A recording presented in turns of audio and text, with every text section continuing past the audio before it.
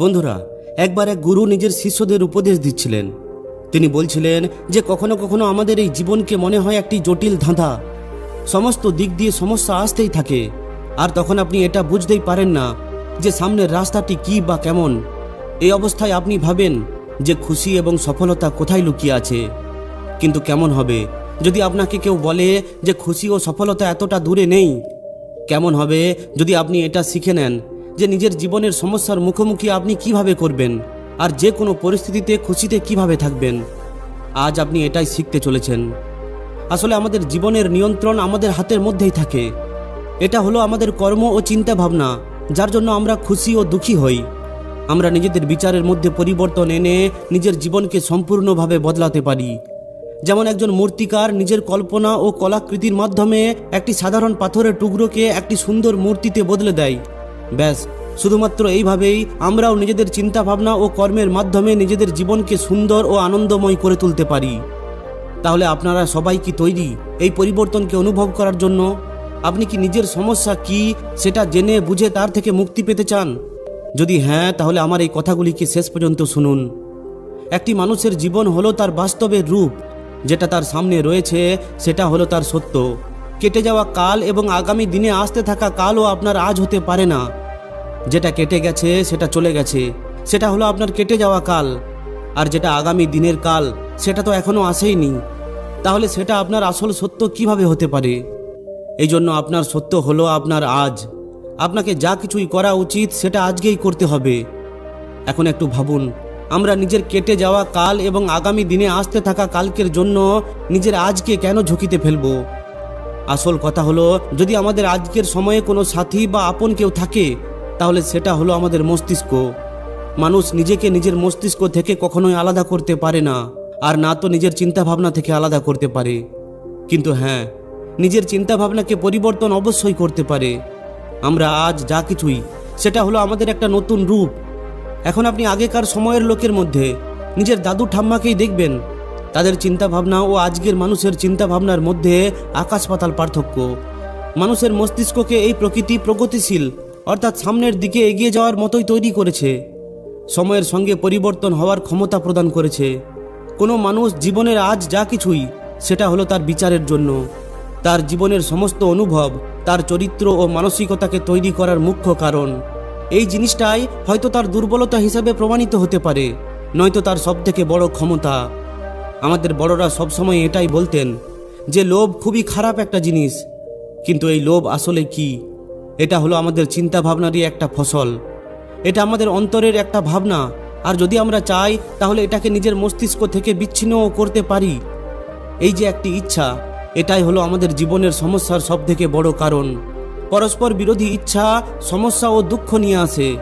কোন একজন মহাপুরুষ বলেছিলেন যে সমস্ত সমস্যার মূল হলো ইচ্ছা ও কাম বাসনা, না হলে এই দুনিয়ার সমস্ত কিছুই সুন্দর। একবার কোনো একজন মহাত্মা গৌতম বুদ্ধকে জিজ্ঞাসা করেছিলেন যে এই দুনিয়ায় আন্তরিক শান্তি পাওয়ার জন্য কোনো রাস্তা আছে কি? তখন মহাত্মা বুদ্ধ উত্তর দিয়েছিলেন যে মনের সমস্ত লোভ লালসা ও সমস্ত ইচ্ছাকে সেখান থেকে বের করে ফেলো। এমনটা বলা হয় যে মানুষ শুধুমাত্র তার বিচার দিয়েই তৈরি হয়। এখন এটা আপনার উপর নির্ভর করে। তাই যদি আপনার চিন্তা ভাবনা ভালো হয়, তাহলে আপনার জীবনও ভালো হবে। আর যদি আপনার চিন্তা ভাবনা নানান সমস্যা ও বাসনায় ভরে থাকে, তাহলে সেটা আপনার জীবনের ওপর সোজাসুজি প্রভাব ফেলবে। এই জন্য চিন্তা ভাবনাকে বদলান, তাহলেই জীবন বদলে যাবে। আপনি কি জানেন যে আমাদের জীবনের সবথেকে বড় সমস্যা কোথা থেকে শুরু হয়? যখন আমরা চেষ্টা করা বন্ধ করে দিই। যে কোনো লক্ষ্যকে অর্জন করার জন্য পরিশ্রম তো করতেই হবে, আর সমস্যাও আসবে। কিন্তু ধ্যান রাখবেন, যেতে সেই যে হার না মেনে চেষ্টাই করে চলে। মানুষ দুই প্রকারের হয়ে থাকে। এক তারা যারা যে কোনো কাজকে শুরু করার আগেই ভয় পেয়ে যায়, আর বাহানার সাহায্য নিয়ে মাথা নত করে ফেলে। এখন আপনি বলুন তো, এই ধরনের মানুষ কি কখনোই জীবনে ভালো কিছু করতে পারবে? একদমই না। তার জীবনে সুবিধার বদলে সমস্যায় আসবে, আর এর জন্য দায়ী সে নিজেই হবে। ভাগ্য অথবা ভগবান তার এই সমস্যার জন্য দায়ী হবে না। দ্বিতীয় প্রকারের লোক হলো তারা যারা নিজের অসফলতার প্রতি ভয় না পেয়ে নিজের লক্ষ্যের দিকে নিজের পা বাড়িয়েই চলে। তারা নিজেদের অলসতা ও আরামের থেকে বেশি প্রাথমিকতা নিজের লক্ষ্যকে দেয়। এরপর তার রাস্তায় আসতে থাকা সমস্ত সমস্যা তার খুব সহজ বলে মনে হয়। এরপর যদি তারা হেরেও যায়, তাহলে তারা সন্তুষ্ট থাকে। কোনো অভিযোগ, কোনো হতাশা বা কোনো আফসোস থাকে না, কারণ তারা চেষ্টা করতে ছাড়েনি আর তারা সবসময় সঠিক জিনিসের সাথ দেয়। কখনোই খারাপ কিংবা নেতিবাচক ভাবনাকে নিজের ওপর চড়তে দেয় না। এই জন্য তাদের রোপণ করা ফল মিষ্টিই হয়। সেখানে যদি আপনি নিজের ফায়দার জন্য কারোর সঙ্গে কোনো খারাপ কিছু করেন, তাহলে আপনার সঙ্গে কখনোই ভালো কিছু হবে না। এটাই হলো ব্রহ্মাণ্ডের নিয়ম, যে যেমন রোপণ করবে ঠিক তেমনই ফল পাবে। বেশিরভাগ সময় লোকেরা এই নিয়মটিকে ভয় পায় আর তাদের মনে হয় যে এই নিয়মের সোজাসুজি সম্পর্ক হলো দণ্ড, অর্থাৎ সাজা। কিন্তু আসলে এমনটা হয় না। নিয়মের অর্থ হলো সিদ্ধান্ত। যদি নিয়মকে পালন করেন, তাহলে আপনার সঙ্গে সমস্ত কিছু ঠিকই হবে। আর যদি আপনি নিয়মকে ভঙ্গ করেন, তাহলে সাজা পাওয়া তো বাধ্যতামূলক। এখন যদি কোনো নিয়ম সাজা দেয়, তাহলে তার মুখ্য উদ্দেশ্য হলো ওই ব্যক্তির সুরক্ষা। এখন এই ব্রহ্মাণ্ডের নিয়মটি যে যেমন কর্ম করবে তেমন ফল পাবে। যদি আপনি এটাকে পালন করেন, তাহলে এটা আপনার জন্যই ভালো। আর যদি আপনি এই নিয়মটির অবহেলা করেন, তাহলে এতে আপনারই ক্ষতি। অবশেষে আপনি এটাকে চয়ন করবেন। সমস্যা আমাদের সঙ্গে সব সময় থাকে। যখন আমরা ছোট থাকি, যখন আমরা বড় হয়ে উঠি, অথবা যখন আমরা বৃদ্ধ হয়ে পড়ি, সমস্যা কখনোই আমাদের সঙ্গ ছাড়ে না। আর যতই আমরা নিজেদের কেটে যাওয়া বছরের দিকে নজর দিই, ততই আমাদের ওই কেটে যাওয়া সময়ের সমস্যা অনেক ছোট ও সরল বলে মনে হয়। এখন আপনি পড়াশুনোকেই ধরুন না কেন। যখন আমরা বিদ্যালয়ে পড়াশুনো করতাম, তখন আমাদের ওই সময়ের পড়াশোনা খুবই কঠিন বলে মনে হতো। কিন্তু যখন আমরা বড় হলাম এবং বাস্তবের দুনিয়ায় মুখোমুখি হলাম, তখন এই ব্যাপারটা বুঝতে পারলাম যে ছাত্র জীবন তো আমাদের জীবনের একটা স্মরণীয় সময়। আসল যুদ্ধ তো এখন শুরু হয়েছে।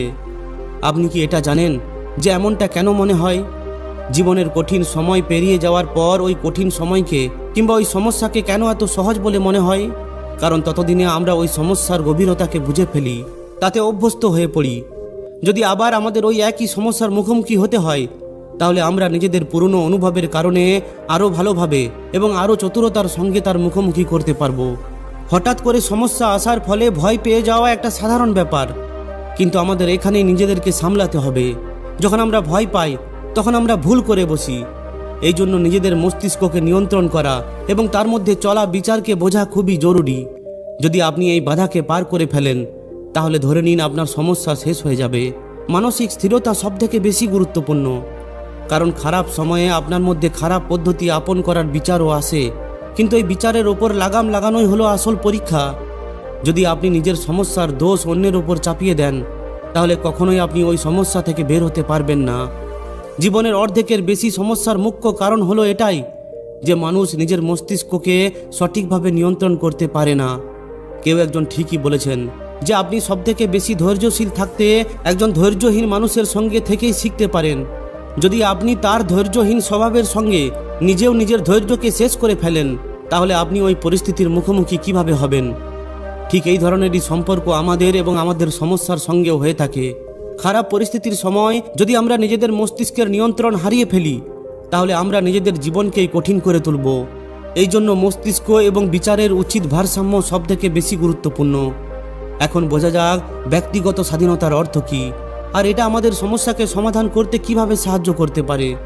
ব্যক্তিগত স্বাধীনতার অর্থ হলো যে প্রত্যেকটি মানুষ নিজের ব্যক্তিগত নির্ণয়ের জন্য স্বাধীন। যেমন যখন আপনি বাজারে যান, তখন সেখান থেকে আপনি কিছু কেনেন। এখন ওই বাজার থেকে আপনি কি কিনবেন আর কি কিনবেন না, এটা হলো আপনার সম্পূর্ণ ব্যক্তিগত পছন্দ। আপনি কাউকে জোর করে কিছু কেনাতে পারবেন না। ঠিক এইভাবেই ব্যক্তিগত স্বাধীনতার অর্থ হলো সমস্ত মানুষের নিজের নিজের বিচারের দায়িত্ব হলো সম্পূর্ণ নিজের। আপনি শুধুমাত্র নিজের বিচারকে বদলানোর জন্য এবং সেটাকে সঠিক দিশায় লাগানোর জন্য দায়িত্ব নিতে পারেন, কিন্তু অন্যের বিচারকে নয়। একটি পবিত্র মানুষ অন্য একটি অপবিত্র মানুষের চিন্তাভাবনা ও বিচারকে বদলাতে পারে না, কিন্তু হ্যাঁ, সে তার আত্মজ্ঞানের রাস্তায় পাওয়া ভালো অনুভবের মাধ্যমে অন্যকে অবশ্যই বোঝাতে পারে। যখনই কোনো অভিজ্ঞ ব্যক্তি আমাদের নিজেদের জীবন সম্পর্কিত কোনো উপদেশ দেয়, তখন আমাদের এটা ভাবা উচিত নয় যে আমি তার উপদেশ কেন শুনব, আমি যেটা করছি সেটাই সঠিক। কখনো কখনো আমাদের নিজেদের থেকে বেশি অভিজ্ঞ ব্যক্তিদের কথা মেনে নেওয়া উচিত, কারণ তারা ওই সমস্যার মধ্যে দিয়ে আগেই পার হয়েছে। যদি আপনি তার কথা না মানেন, তাহলে এরপর যা কিছুই পরিণাম হবে তার দায়িত্ব সম্পূর্ণ আপনার নিজের হবে। পরবর্তী ব্যাপার হলো যে কোনো কাজই ছোট কিংবা বড় হয় না, কাজ তো কাজই হয়, আর আপনার কাজই আপনার আসল পরিচয় গড়ে তোলে। ধরে নিন আপনাকে অনেক বড় একজন ব্যবসায়ী হতে হবে, তাহলে আপনাকে শুরুটা একটি ছোট্ট কাজ দিয়েই করতে হবে। ধীরে ধীরে একটু একটু করে আপনি এগিয়ে যাবেন। যদি আপনার চিন্তা ভাবনা এবং আপনার কর্ম একই হয়ে যায়, তাহলে একদিন আপনি অনেক বড় একজন ব্যবসায়ী হয়ে উঠতে পারবেন। কিন্তু যদি আপনি এটা ভাবেন যে না, আমাকে সোজা বড় কিছু করতে হবে, আমি ছোটোখাটো কাজ করার জন্য জন্ম নিইনি, তাহলে আপনি সবসময় সেখানেই থেকে যাবেন যেখানে আপনি আছেন। কখনোই ওই জায়গা থেকে এগিয়ে যেতে পারবেন না। ধ্যান রাখবেন যে মেঘের ওপরে উড়তে থাকা একটি বাজ পাখিও নিজের ওই উঁচু উড়ানের শুরুটা মাটি থেকেই করে। যখন আমরা এটা বুঝে যাই যে সমস্ত কাজের নিজের একটা গুরুত্ব আছে, তখন কোনো কাজই ছোট বলে মনে হয় না। আসলে কর্ম করতে থাকাই হলো আসল জীবন। আমাদের শারীরিক ও মানসিক ক্রিয়াই হলো জীবনের আসল সারাংশ। যারা অনেক বেশি পরিশ্রম করে, যেমন দিনমজুর, কৃষক, তারা শারীরিকভাবে বেশি মজবুত হয়ে থাকে ওই সমস্ত মানুষের থেকে যারা এক জায়গায় বসে কাজ করে।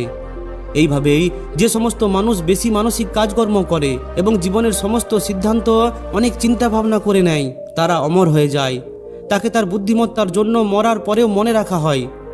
আমাদের কর্ম হলো একটি বীজের মতো, যেটা আমরা আজ রোপণ করি সেটাই আগামী দিনে আমাদের ফল দেয়। একটি অলস ব্যক্তি নেতিবাচক এনার্জিকে আকর্ষিত করে, কিন্তু একটি পরিশ্রমী ব্যক্তি নিজের ছোট ছোট কাজের মধ্যেও পরিশ্রম ও সফলতার বীজ রোপণ করে। এই জন্য সে সমস্ত কাজে সম্মান ও সফলতা অর্জন করে। আপনি যা কিছুই কাজ করেন, বড় কিংবা ছোট, তার সম্মান করুন, দেখবেন সেটাও আপনাকে সম্মান দেবে। আমাদের মস্তিষ্কের মধ্যে ভালো এবং মন্দের যুদ্ধ সবসময় চলতেই থাকে। জীবনের সমস্ত পরিস্থিতিতে আমাদের মস্তিষ্কে দুই ধরনের বিচার আসে: সঠিক বিচার অর্থাৎ ভালো এবং কল্যাণকারী বিচার, আর খারাপ বিচার অর্থাৎ এমন কোনো বিচার যাতে শুধুমাত্র আমাদেরই লাভ হবে আর সামনের ব্যক্তির ক্ষতি। বেশিরভাগ সময় আমাদের মন ভালো বিচারকে উৎসাহ দেয় আর আমাদের মস্তিষ্ক খারাপ বিচারের দিকে আকর্ষিত হয়। এই যুদ্ধ সবসময় আমাদের মস্তিষ্কের মধ্যে চলতেই থাকে, আর এর ফলাফল কেমন হবে সেটা সম্পূর্ণভাবে আমাদের উপর নির্ভর করছে। যখন আমরা এই যুদ্ধকে ইতিবাচক পদ্ধতিতে জিতে ফেলি, তখন আমরা জীবনকে সঠিক দৃষ্টিভঙ্গিতে কাটাতে শিখে যাই। যদি আমাদের জীবনে কখনো কারোর সঙ্গে খারাপ ব্যাপার নিয়ে মতভেদ হয়, তখন আমরা তর্ক করা কিংবা লড়াই ঝগড়া করার বদলে শান্তির উপর বিশ্বাস করি, কারণ আমরা জানি যে লড়াই থেকে পিছিয়ে যাওয়াই হলো বুদ্ধিমানের কাজ। আসলে লড়াই হলো আমাদের মনের লোভ, লালসা, জ্বলন, ঈর্ষা, স্বার্থ ও খারাপ চিন্তা ভাবনার ফল, যেখানে শান্তি হলো আমাদের মনের করুণা ও দয়ার ফল। রাগ হলো একটি খুবই খারাপ জিনিস, এটা আমাদের নিজেদেরই আগুনে জ্বলতে থাকে, আর এই আগুন জ্বলার জন্য আমরা নিজেদের অন্তরের সুন্দর ঠান্ডাকে অনুভব করতে ভুলে যাই। কিন্তু এটা হলো আমাদের ব্যক্তিগত দায়িত্ব যে আমরা নিজেদের বুদ্ধিমত্তার দ্বারাই নিজেকে নিয়ন্ত্রণ করে নিই, তবেই আমরা অনেক ধরনের সমস্যা থেকে বাঁচতে পারবো। রাগের ওপর নিয়ন্ত্রণ পাওয়ার একটা সহজ পদ্ধতি আছে, সেটা হলো অনেক দীর্ঘ এবং গভীর শ্বাস প্রশ্বাস নেওয়া এবং ছাড়া। যখনই আপনার অনেক বেশি রাগ হবে আর কোনো কিছুই বুঝতে পারবেন না, তখন আপনি এই অভ্যাস করতে পারেন। দেখবেন আপনার রাগ অনেক তাড়াতাড়ি শান্ত হয়ে যাবে, আর এরপর আপনি ওই পরিস্থিতিকে শান্ত ও স্থিরভাবে মুখোমুখি করতে পারবেন। রাগের মধ্যে নেওয়া সিদ্ধান্ত সবসময় ক্ষতিকারক হয়ে থাকে।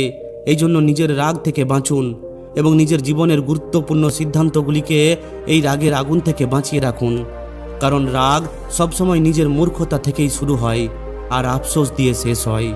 তো বন্ধুরা, আশা করছি এই ভিডিওটি থেকে আপনি অনেক কিছু শিখতে পেরেছেন। ভিডিওটি কেমন লাগলো অবশ্যই কমেন্টে জানান।